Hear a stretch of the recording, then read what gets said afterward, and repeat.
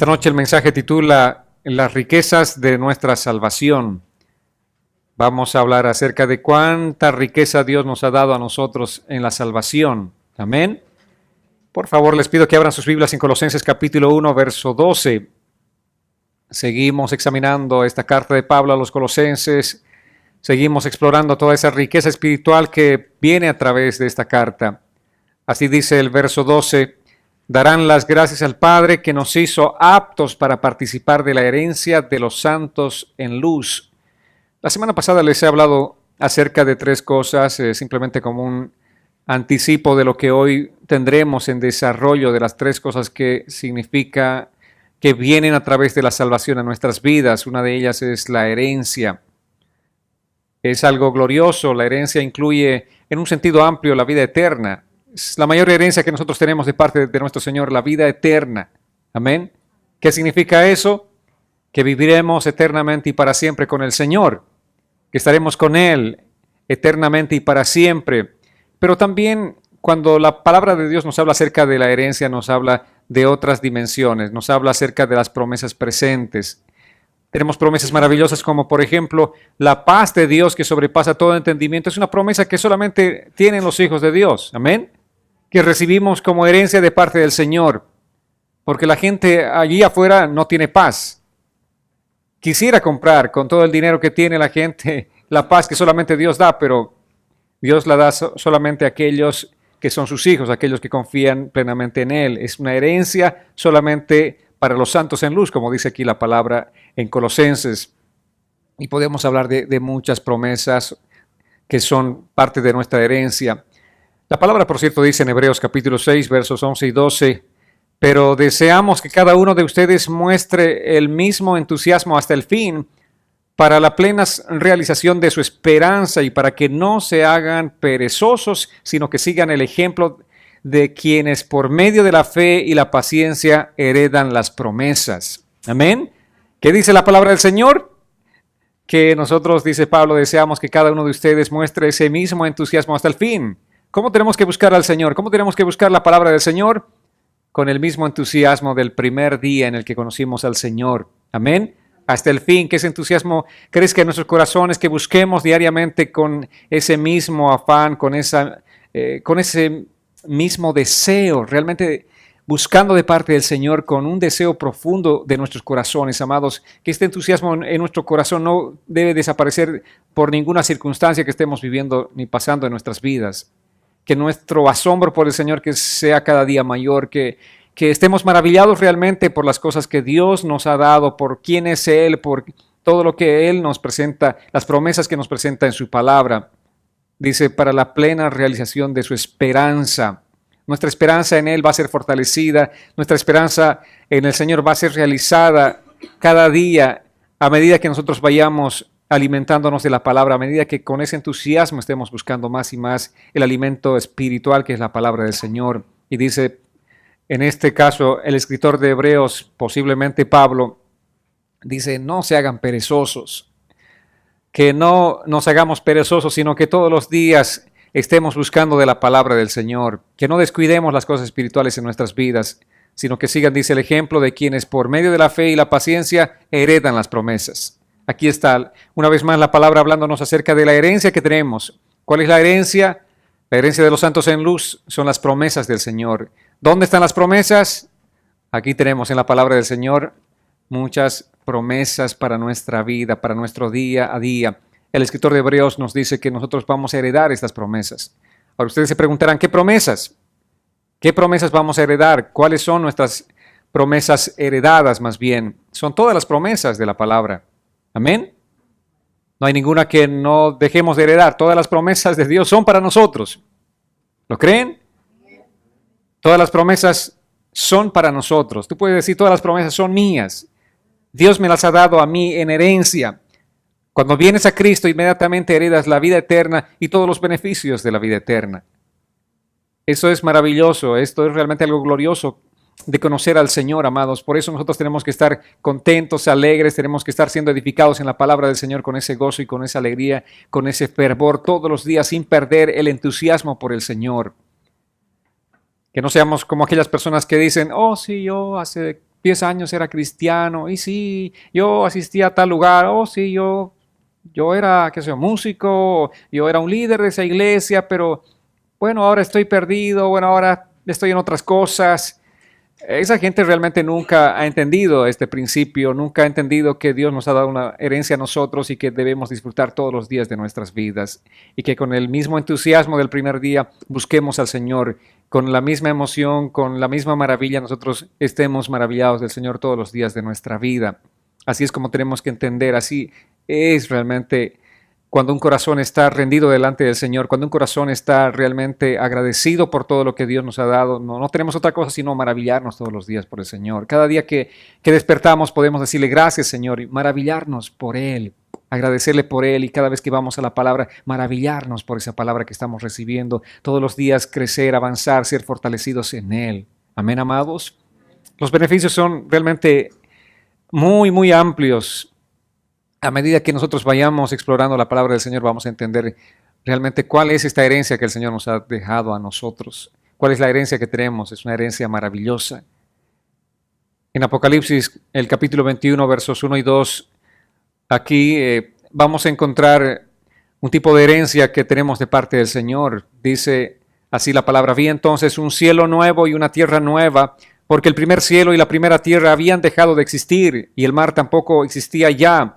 Vi también que la ciudad santa, la nueva Jerusalén, descendía del cielo de Dios, ataviada como una novia que se adorna para su esposo. ¿Saben qué? Al margen de todas las bendiciones que nosotros tenemos, que son la herencia en el presente, también la palabra de Dios nos habla acerca de la herencia futura. ¿Y qué es lo que vamos a heredar en el futuro? Dice aquí Juan: vi un cielo nuevo y una tierra nueva. Eso también es herencia para nosotros. Amén. Es parte de tu herencia. ¿Sabías? Ahí está, ponle tu nombre y apellido. Tú vas a heredar ese cielo y esa tierra nueva si tú obviamente estás caminando con el Señor.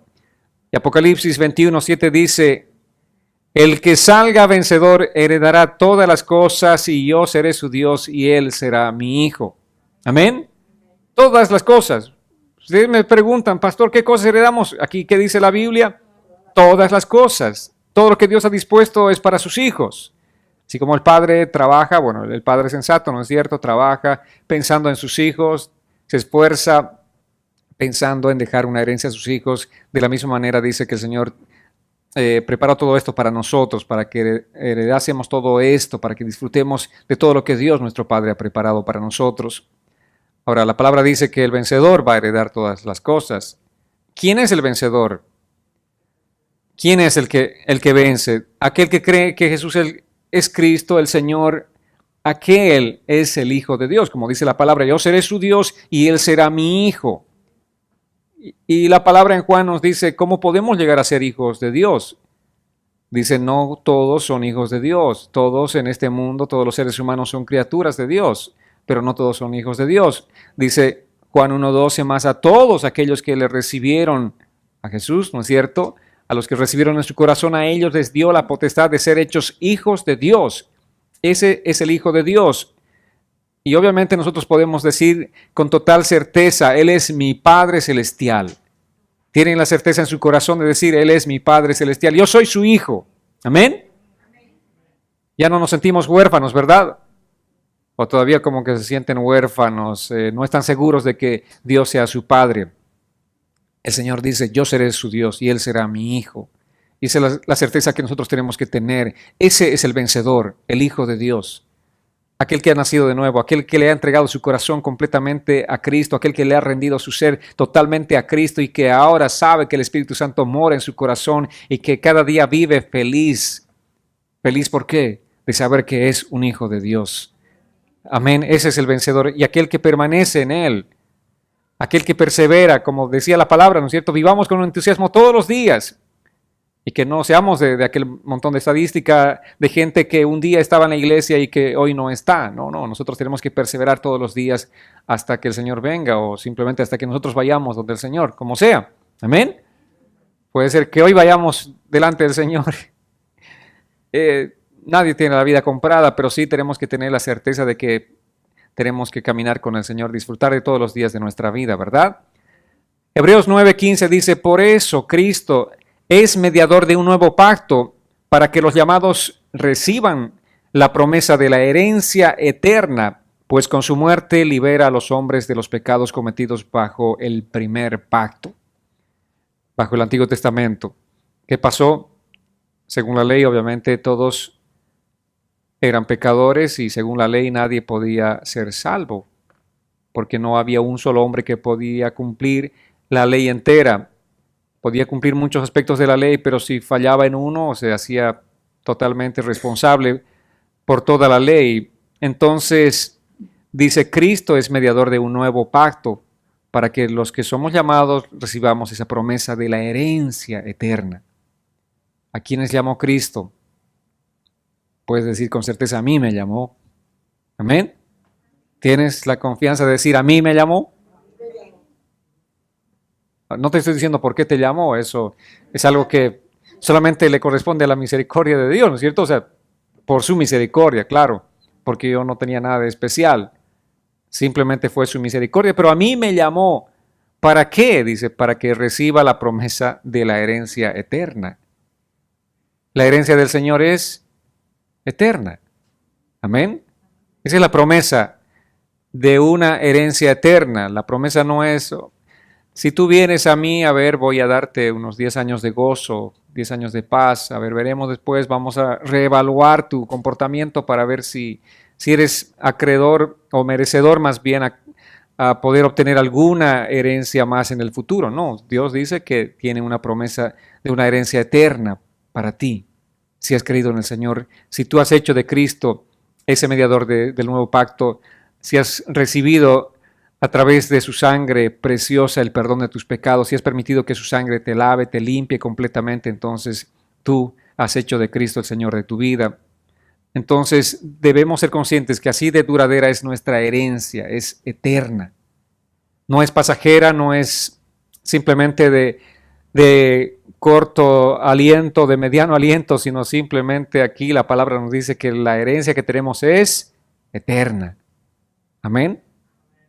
¿Y por qué dice Pablo que tenemos que estar entusiasmados? Por esto mismo. Tengo una herencia eterna. ¿Cómo no voy a estar entusiasmado? ¿Cómo no voy a estar contento? ¿Cómo no voy a estar alegre? ¿Cómo no voy a despertar todos los días con esa felicidad y decirle, Señor, gracias porque la herencia que tengo es eterna? Efesios 1, versos 13 y 14 dice, también ustedes, luego de haber oído la palabra de verdad, que es el evangelio que los lleva a la salvación, y luego de haber creído en él, fueron sellados con el Espíritu Santo de la promesa, que es la garantía de nuestra herencia hasta la redención de la posesión adquirida para alabanza de su gloria. Aquí la palabra, escuchen bien, abran bien los ojos a tiempo de leer este pasaje. Nos está hablando acerca de una promesa de una herencia. Ustedes dice, luego de haber oído la palabra de verdad. ¿Cuál es la palabra de verdad que hemos escuchado, que hemos oído? El Evangelio de Dios, la palabra del Señor. Una vez que hemos oído esta palabra de verdad, una vez que hemos recibido este Evangelio que nos trajo a la salvación, el Evangelio que dice Pablo los lleva a la salvación, y luego de haber creído en él fueron sellados con el Espíritu Santo de la promesa. Amén. ¿Qué hicimos? Es un proceso. Primero escuchaste la palabra del Señor, y esa palabra que escuchaste te llevó al Evangelio, a las buenas noticias, a entender la buena noticia de salvación. Después de haber entendido en qué consistía la salvación, tú creíste. Porque puedes escuchar la verdad, la palabra de verdad, puedes entender en qué consiste el mensaje de salvación, pero quedarte ahí. Oh, sí, yo conozco muy bien la palabra. Oh, sí, entiendo en qué consiste el Evangelio. Pero si tú no has creído en él, todavía tú no eres acreedor de ninguna promesa. Pero si has creído en él, entonces significa que tú le has entregado completamente tu corazón a él. Muchas personas vienen a la iglesia, les gusta escuchar la palabra del Señor, quieren entender el Evangelio de Cristo y entienden el Evangelio de Cristo, pero el momento de creer ya no, hasta ahí, se frenan. Pero, ¿qué es lo que va a hacernos a nosotros acreedores de esa promesa eterna? Es que tenemos que creer. Amén. Es importante que creamos nosotros en él, que lo recibamos, como dice también la palabra en Juan. Y una vez que creemos en él, dice aquí esta carta de Pablo a los Efesios, somos sellados con el Espíritu Santo de la promesa. El Espíritu Santo de la promesa, más bien aquí en la palabra, ¿no es cierto?, es esa garantía, el sello de la garantía para todo aquel que ha creído en Cristo. No para toda persona indistintamente, sino para aquel que ha escuchado el Evangelio de verdad, ha entendido el Evangelio y ha creído en él, en Cristo. Amén. Ahora, Dios prometió esa herencia. ¿Cuál es la garantía de la herencia? Dice aquí la palabra es el Espíritu Santo. Él es la garantía. Y la palabra garantía aquí mencionada en Efesios es la palabra griega arabón, que significa enganche. En nuestros términos, viviendo en este país, a ver, ¿cuál sería un término más apropiado? ¿El down payment?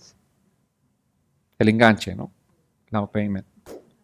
Pero también significa el anillo de compromiso. Cuando el novio va donde la novia y le entrega este anillo de compromiso. Pero en este tiempo, en nuestra sociedad, no tiene tal vez la misma consistencia, un compromiso tan profundo como tenía en aquel tiempo, pero incluso lo que se hacía en aquel tiempo, en los tiempos bíblicos, no solamente que el novio le entregaba el anillo de compromiso a la novia, sino que se hacía un documento serio, ¿no es cierto? Un compromiso serio para, obviamente, casarse más adelante. Entonces, aquí la palabra nos está hablando también acerca de esta garantía como este anillo de compromiso. Si alguien te dice, ¿cómo sabes que tú vas a recibir toda la herencia prometida en la palabra? ¿Tú qué le responderías? ¿Cuál sería tu respuesta? Porque tengo el anillo. Tengo el anillo. ¿No es cierto? Soy la novia, ya tengo el anillo. ¿Han visto a muchas jovencitas felices? Ahí muestran su dedito. ¿Qué pasó hoy? Se comprometieron y felicidades. ¿Y cuándo se van a casar? Ya ahora sí está seguro, ya nos casamos, ¿verdad? ¿Sí o no? ¿Han visto? Esa expresión de gozo, de alegría. Oh, es simplemente indescriptible, ¿no es cierto? Lo que experimentan esas jóvenes una vez que tienen el anillo en el dedo. Significa que pronto hay matrimonio.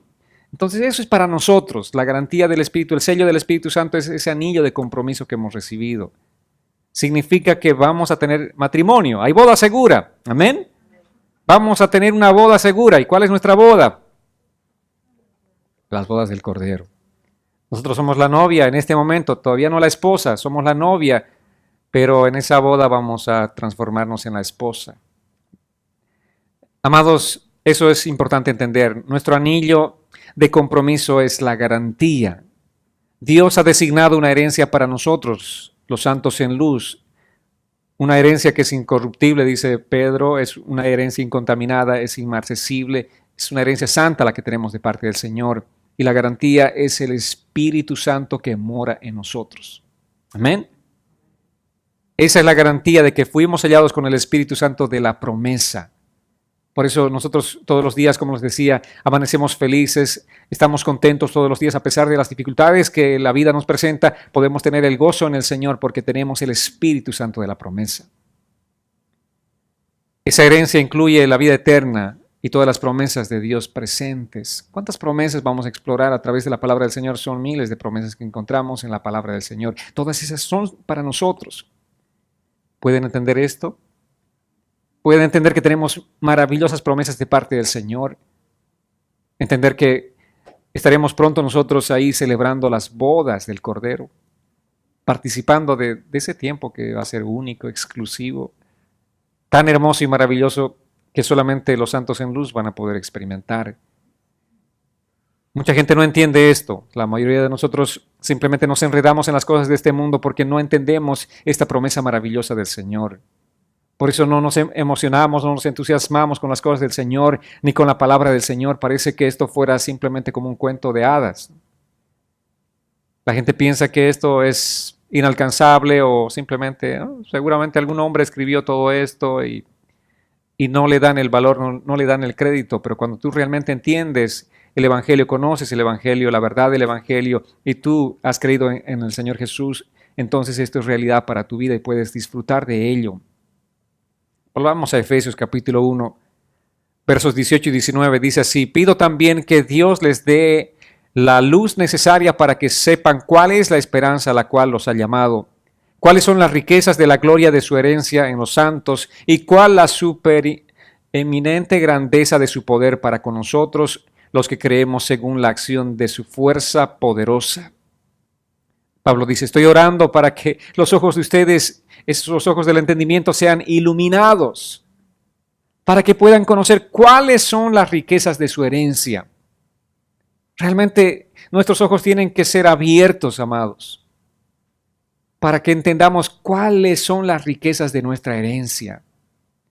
Ya les decía la semana pasada que las personas que reciben la noticia de que van a heredar algo material están tan gozosos, tan contentos. Herencia significa alegría, ¿verdad? No importa cuánto vas a recibir, pero ya recibes algo. Y si es mucho mejor, más el gozo de las personas, ¿verdad? Y en ese sentido, la herencia que nosotros tendremos realmente es una herencia grande, maravillosa, incomparable. Ni el mundo entero, ni las riquezas del mundo entero son comparables con las riquezas que nosotros vamos a recibir de nuestra herencia eterna en Dios. Por eso tenemos que caminar todos los días gozosos. Por eso han escuchado decir a muchos predicadores o personas que te dicen: el cristiano no puede estar triste, el cristiano tiene que estar gozoso. Bueno, el mismo Pablo nos dice, ¿no? Gozaos en el Señor, regocijaos. Les digo una vez más, regocijaos. Regocíjense siempre en el Señor. ¿Por qué? Claro, si eres tú el destinatario de una herencia tan grande, ¿cómo no vas a estar regocijándote? ¿Cómo no gozarse, verdad? Es frustrante ver a cristianos que no entienden esta dimensión de la promesa y que siguen preocupados por las cosas pasajeras de este mundo, que viven enfocados permanentemente en los afanes de este mundo, que siguen allí quemando fusibles en su cabecita por cosas simplemente pasajeras, por cosas materiales, por cosas que van a perecer en este mundo, porque no entienden realmente cuáles son las promesas del Señor. Y Pablo dice: yo estoy orando para que sus ojos sean iluminados, para que la venda de sus ojos pueda caer completamente y ustedes entender en qué consiste la herencia que tenemos en el Señor, qué herencia más gloriosa la que tenemos en el Señor. Amén. Hechos 20:32 dice: ahora los encomiendo a Dios y a su palabra de bondad, la cual puede edificaros y darles la herencia prometida con todos los que han sido santificados. Una vez más, Pablo está refiriéndose aquí en este pasaje de la Escritura. Pablo estaba en este momento en Mileto, ya estaba a punto de partir y obviamente estaba con alguna preocupación por los hermanos, por la iglesia con aquellos hermanos que había compartido, y en su despedida dice: yo solamente puedo encomendarles a Dios y a su palabra para que tengan la confianza de su herencia. Pablo nos dice: ¿cómo vamos a tener confianza de la herencia que tenemos nosotros? Y dice: es a través de su palabra. Cuanto más tú vayas a explorar esta palabra preciosa que es la palabra del Señor, tú vas a tener confianza en tu herencia. Amén. Cuanto más vayas a descubrir la palabra del Señor, vas a entender que tu herencia es segura en el Señor, que tu herencia es tan grande, es tan maravillosa, y que tú vas a estar ahí firme en esta palabra, en esta promesa del Señor. Esa es la palabra de su gracia que nos da a nosotros la confianza de la herencia, y es importante que desarrollemos esa confianza. Lo que mucho falta a muchos creyentes es la confianza de saber que Dios nos ha dado algo grande, que Dios nos ha dado algo maravilloso. Y no vas a comprender cuál es tu herencia a menos que estudies la palabra del Señor. Amén. Si no conoces la palabra del Señor, serás simplemente como un mendigo viviendo en las calles de Nueva York. Un mendigo, sin embargo, que es rico porque ha heredado millones de su padre, una fortuna muy grande. Solamente que no sabe, no tiene la escritura y sigue viviendo como mendigo. Sigue buscando un poco de comida, pidiendo a la gente. Y así es como muchas personas viven, muchos cristianos están viviendo. Son herederos de millones, pero viven como mendigos. Nosotros hemos recibido, dice la palabra, grandísimas promesas de parte del Señor. Nuestra herencia es grande, es maravillosa. No podemos vivir como mendigos. Tenemos que ir, adentrarnos a la palabra del Señor. Tenemos que descubrir esas riquezas y tenemos que hacer uso de esa herencia que el Señor nos ha dado a nosotros. Amén. Porque tenemos que estar viviendo tristes, cabizbajos, amargados, cuando el Señor ha dicho que en Él, en su palabra, nosotros vamos a encontrar la fortaleza. Cuando tú vas a la palabra del Señor y crees esa palabra que estás leyendo, entonces tú te fortaleces. En lugar de estar ahí cabizbajo, tú te fortaleces, levantas tu cabeza, pones tu confianza en el Señor y caminas como un hijo heredero del Señor. Amén. La herencia del Señor es grande, es maravillosa. El segundo punto de la salvación tiene que ver con la liberación. Vayamos a Colosenses 1:13. Aquí la Escritura dice, y que también nos ha librado del poder de la oscuridad y nos ha trasladado al reino de su amado Hijo.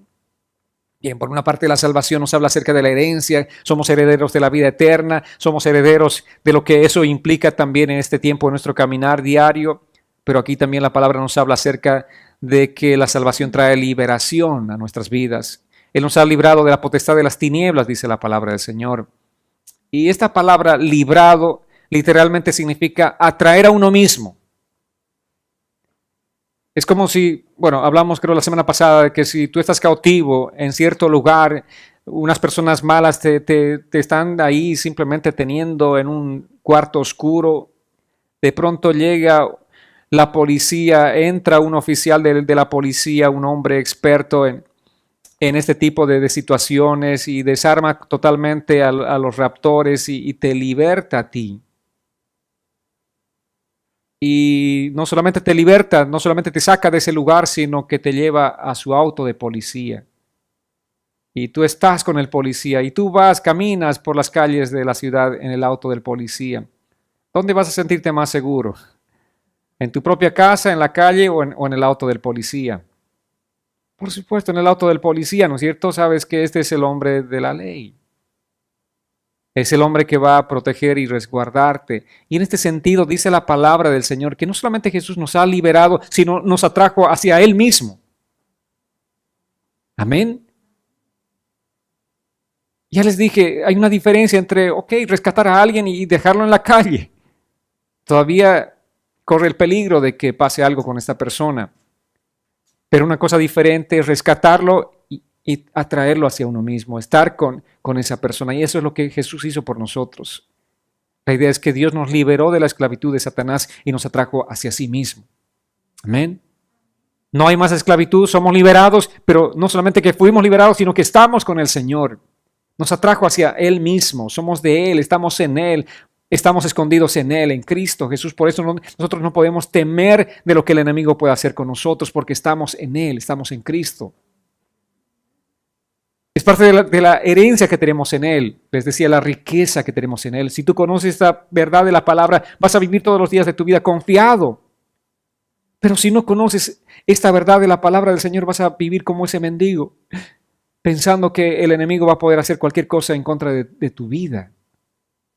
Vas a vivir atemorizado. Pero si tú conoces la verdad de la Escritura, la riqueza de la Escritura, vas a vivir realmente confiado en el Señor, sabiendo que Él te ha liberado, y no solamente que te ha liberado, sino que te atrajo hacia Él mismo, que estás con Él, con Cristo. Amén. Ahora, el tiempo de este verbo liberar es auristo. ¿Qué significa? Significa que lo hizo en un momento y ya. Nos liberó en un momento. No es que es un proceso de liberación. Yo empecé esta liberación contigo hace 10 años atrás y sigo todavía. No, el Señor en un abrir y cerrar de ojos actuó en nosotros. El momento que creímos, ese momento actuó en nosotros, ese momento fuimos liberados y rescatados del poder de las tinieblas. Amén. Entonces no es que el Señor está tomándose su tiempo para liberarte a ti. No, Él lo hizo una vez y para siempre. ¿Cuándo? El momento que tú naciste de nuevo. El momento que tú colocaste tu fe completamente en Jesucristo. Ese momento fuiste liberado instantáneamente. Amén. Ahora, yo sé que los cristianos hablan mucho de liberación. Escuchamos a muchos cristianos hablar de liberación. Todos quieren ser liberados. Soy cristiano, pero quiero ser liberado. Si eres cristiano, supone que ya has sido liberado. ¿Quién fue tu libertador? Fue Cristo. Y después de libertarte, ¿qué hizo? Te atrajo hacia Él mismo, estás ahora en Él, no estás caminando solo, sino estás en Él. Muchos cristianos dicen, oh, yo necesito ser liberado de un espíritu de pobreza, otros dicen de un espíritu de pereza, oh, yo necesito ser liberado de un espíritu de mentira que tengo, otro. Bueno, todos tienen de pronto algún espíritu del que quieren ser liberados. Pero el momento de nuestra salvación ya fuimos liberados completamente del dominio de Satanás. Amén.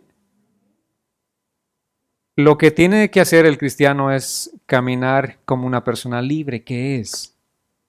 Eso es lo que tenemos que hacer. Tenemos que ejercitar lo que somos en Cristo.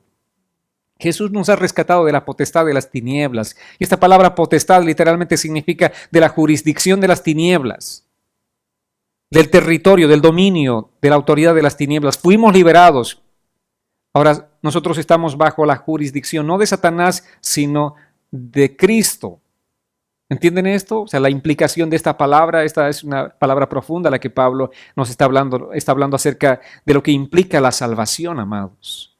Tanto la herencia como la libertad ahora.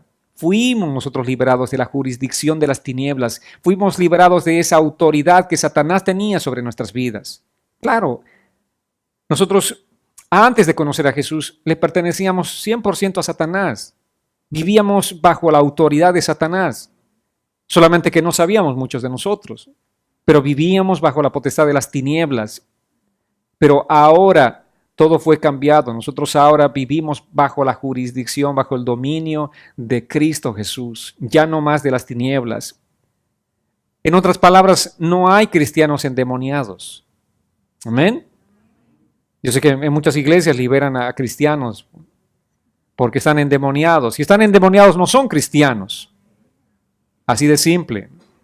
Porque donde está el Espíritu de Dios, allí hay libertad. Y si está el espíritu inmundo y no el Espíritu Santo en esa persona, entonces no es cristiano, no es cristiana. Entonces, ¿qué pasa? ¿Por qué hay cristianos que pecan así de una manera deliberada? Es que son gente que permiten que su carne domine en sus vidas. Nosotros luchamos todos los días como cristianos con el pecado. ¿Por qué? Porque tenemos nuestra humanidad, vale decir, nuestra carne. Es la carne la que te lleva a ser perezoso y no te permite orar. No es el espíritu de pereza. Tú puedes luchar todos los días. Sale espíritu de pereza. Es tu carne. No es el espíritu de pereza. No es el espíritu de mentira ni de envidia. Tú puedes reprender todos los años que puedas al espíritu de mentira, pero es tu carne. ¿Y qué hay que hacer con la carne? Tú no puedes expulsar la carne. Ahí está la carne contigo. Lo que hay que hacer con la carne, dice la palabra, es crucificarla. Amén. Tenemos que matar la carne, vale decir, no tenemos que alimentarla. ¿Cómo matamos la carne, pastor? ¿Qué hago? No la alimentes simplemente. ¿Y cómo alimentas tu carne? Obviamente si estás ahí viendo ahí las hermanitas les gustan las telenovelas, ahí hablando de engaño, mentira, traición, todas esas cosas, ¿no es cierto? O estás viendo unas películas de pronto que están activando mucho tu carne, están alimentando tu carne, están llevando tu mente, tu imaginación a cosas pecaminosas, a la lascivia, a tantas otras cosas. Entonces, ¿qué estás haciendo? Estás alimentando la carne. Entonces, no es el demonio, sino tu carne la que va a actuar, la que te va a impulsar a hacer muchas cosas, la que te va a impulsar a cometer el pecado. Entonces, lo que tienes que hacer con tu carne es crucificarla todos los días. Todos los días. Morir a la carne. Ese es el proceso que nosotros llevamos todos los días. El proceso nuestro es el proceso de santificación. Y en este proceso tenemos que luchar todos los días contra nuestra carne. Por eso dependemos de la gracia del Señor totalmente todos los días. Hasta hoy nos podemos declarar victoriosos. Amén, estamos bien. Mañana es una lucha diferente. Mañana otra vez la lucha, la pelea. ¿Cuál es la pelea? Tengo que matar mi carne porque esta carne me lleva a pecar. Esta carne no quiere obedecer a Dios. Esta carne no quiere orar. Confieso. No quiere. No quiere alabar a Dios. Esta carne se resiste a obedecer al Señor. Se resiste a someterse al Espíritu. Entonces, ¿qué tengo que hacer?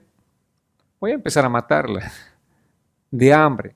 No hay otra forma, no puedo agarrar alguna arma para matar la carne, no. La única forma de matar a la carne es matarla de hambre, vale decir no alimentar. Al contrario, vamos a alimentar al espíritu. El oponente de la carne es el espíritu, el contrario, ¿no es cierto? Si alimentas al espíritu, entonces la carne va a sentirse en inferioridad. Si el espíritu va a ganar siempre y la carne va a perder siempre. Pero si la carne está siendo alimentada y el espíritu no, la carne va a ganar siempre. Y tú vas a caminar de pecado en pecado, no de victoria en victoria, sino de pecado en pecado. Porque la carne obviamente está siendo totalmente alimentada. Entonces, amados, la palabra nos dice, vayamos a Gálatas 5:24, y los que son de Cristo han crucificado la carne con sus pasiones y deseos.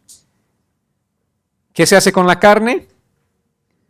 Dice, los que son de Cristo han crucificado la carne con sus pasiones y deseos. Y es lo que tiene la carne, tiene pasiones y deseos, obviamente desenfrenados, impresionantes. Fuimos rescatados por Cristo, nosotros no debemos temer por el poder de Satanás, porque mayor, dice la palabra, es el que está en nosotros que el que está en el mundo. Vayamos a 1 Juan 4:4, dice la palabra así, hijitos, ustedes son de Dios y han vencido a esos falsos profetas, porque mayor es el que está en ustedes que el que está en el mundo. Amén. ¿Pueden gozarse por esto? Esas son las riquezas de nuestra herencia, las riquezas de la palabra del Señor, las promesas que tenemos en la palabra del Señor. Tenemos que disfrutar de las promesas, de la herencia que tenemos, amados. Dice, ustedes son hijos de Dios, ustedes son de Dios. Y al ser de Dios han vencido a esos falsos profetas, esa gente que está pregonando falsamente la palabra, está desviando a la gente, porque mayor es el que está en ustedes que el que está en el mundo. Y una referencia directa, obviamente, a que mayor es Jesús a Satanás, a cualquier obra, a cualquier fortaleza de Satanás, a todas las hordas conjuntas de Satanás. Es mayor la fuerza de Cristo y nosotros estamos en Cristo. Recordemos, Él nos ha rescatado y nos ha llevado nos ha atraído hacia sí mismo. En la cruz Satanás fue aplastado y nosotros fuimos rescatados del poder de las tinieblas. Por eso debemos dar gracias a nuestro Padre por la herencia y por la liberación, lo que implica nuestra salvación. Amén. Herencia y liberación. Pero no solamente herencia y liberación, sino Pablo también nos habla de un tercer elemento importante que es la transferencia. Y vayamos a Colosenses 1, 13 y 14. Y dice, nos ha trasladado al reino de su amado Hijo, en quien tenemos redención por su sangre, el perdón de los pecados. Esta palabra es realmente maravillosa. Él nos ha trasladado al reino de su amado Hijo. Es la obra maravillosa de la liberación, amados. Hemos sido trasladados o transferidos al reino de su amado Hijo, en quien tenemos, dice, redención por su sangre. Redención nos habla acerca de que fuimos comprados. Él pagó un precio. La gente piensa que la salvación no cuesta nada. Uy, que sí, la salvación cuesta mucho. Tiene un precio altísimo, que es la sangre de Jesús. Entonces, si tú entiendes ese precio, no vas a hacer otra cosa que vivir todos los días de tu vida agradecido, porque alguien pagó ese precio y fue Jesús el que pagó el precio por ti. Y la palabra trasladado o transferir significa remover o quitar de manera total. Eso es lo que pasó con nosotros. Dice, fuimos trasladados del reino de ¿quién? ¿Del dominio de quién? De Satanás, de las tinieblas. Fuimos trasladados al reino de su amado Hijo. Este traslado no es como de esos traslados de aquí, por decir, a Nueva York. De pronto tienes que, no sé, cuántos días de traslado, cuánto tiempo de aquí a la costa del Pacífico, unos de esos traslados largos. No, no. Dice la palabra que Él nos ha removido. No es por partes, ¿no? Muchas veces los traslados que tenemos, vamos a llevar una parte y sobramos otra, volvemos de aquí a unos meses para seguir el proceso de traslado. Mucha gente piensa así. Muchos cristianos tienen más o menos esta idea de que sí ha empezado el proceso de traslado, vale decir, de la liberación de Dios para sus vidas, pero todavía tienen cargamento bajo el dominio de las tinieblas. No, dice que Él nos ha removido. La semana pasada les hablé acerca de lo que también implica esta palabra. Significa un cambio total del polo sur al polo norte. Una distancia abismal. Fuimos trasladados, fuimos removidos, fuimos movidos del polo sur al polo norte. De la Argentina a Canadá. Amén. ¿Cuál es la distancia? Así. Simplemente para que se imaginen. Esta palabra transferir significa eso, que fuimos quitados de manera total. Fuimos removidos completamente por el Señor. Hemos sido sacados del poder de las tinieblas y colocados en el reino de su amado Hijo. Ahora, esta frase literalmente en griego significa hemos sido trasladados al reino del Hijo de su amor. Qué maravilloso, ¿verdad? ¿Quién es el Hijo de su amor? Jesús. Fuimos nosotros trasladados a ese reino. ¿Y cómo es este reino? ¿Alguna vez ustedes piensan en el reino de Dios? Muchos dicen que se refiere simplemente a la tierra futura. Cuando hablamos de reino, viene un futuro para este mundo en el que Jesús reinará. Sí, obviamente viene un futuro, pero este futuro no es todo lo que tenemos nosotros, sino también les hable de un presente. Creemos en el reino milenario de Jesús en la tierra, en el trono de David, ahí estará establecido Jesús, se sentará en ese trono. Ese será el punto, el centro, la capital desde donde reinará, regirá a todo el mundo entero Jesús. Sí, eso vendrá en el futuro. Sí, dice la palabra del Señor. Pero su reino también se extenderá al cielo nuevo y la tierra nueva que ya leímos en Apocalipsis. Descenderá un nuevo cielo y una nueva tierra, ¿no es cierto? Pero hay más que eso, más que el futuro, amados. El reino de su Hijo es más que solo el futuro, es una realidad espiritual presente en nuestras vidas. Que el reino está ya aquí en nuestros corazones. Vayamos a Romanos 14, 17. Dice, porque el reino de Dios no es cuestión de comida ni bebida, sino de justicia, paz y gozo en el Espíritu Santo. Amén. ¿Cuántos están disfrutando esta dimensión de lo que implica el reino de Dios? El reino no es físico, nos está diciendo, o sea, en este momento no es físico. El reino de Dios en este momento es eso para nosotros. Es justicia, es paz y gozo en el Espíritu Santo. ¿Cuántos están en este momento experimentando esa paz única que solamente Dios puede darnos? Eso significa que el reino de Dios ha llegado a tu vida. Pero si tú no has entendido, si tú no has conocido realmente en qué consiste esa paz única que solamente Dios puede darnos, todavía no has entrado al reino de Dios y necesitas entrar. ¿Y cómo? Eso es a través de arrepentimiento, de creer en Él, confiar plenamente en Él. ¿Cuántos pueden gozar de la paz de Dios? La paz que sobrepasa todo entendimiento, aquella que dijo, mi paz les dejo, mi paz les doy. Aún en medio de los mayores problemas tú tienes la paz de Dios. Entonces el reino de Dios está en ti. ¿Cuántos pueden gozarse en el Señor? El gozo. Ese gozo es único. Un día estás abrumado por tantos problemas, pero hay gozo en tu corazón. Y tú mismo o tú misma dices, ¿qué me pasa? O sea, esto es algo incomprensible.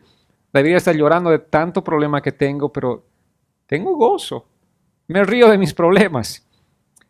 ¿Verdad? Entonces dice la palabra que en esto consiste el reino de Dios. Justicia, paz y gozo en el Espíritu Santo. El reino de Dios, entonces, amados, no es físico, sino es justicia, paz, gozo en el Espíritu. Ahora, ¿qué es un reino? Es un grupo de personas gobernadas por un rey. Ese es un reino. Cuando te conviertes en cristiano, coronas a Cristo como el rey de tu vida. ¿Cuántos coronaron a Cristo como el rey de sus vidas? Tú le estás diciendo, Señor, ya no más.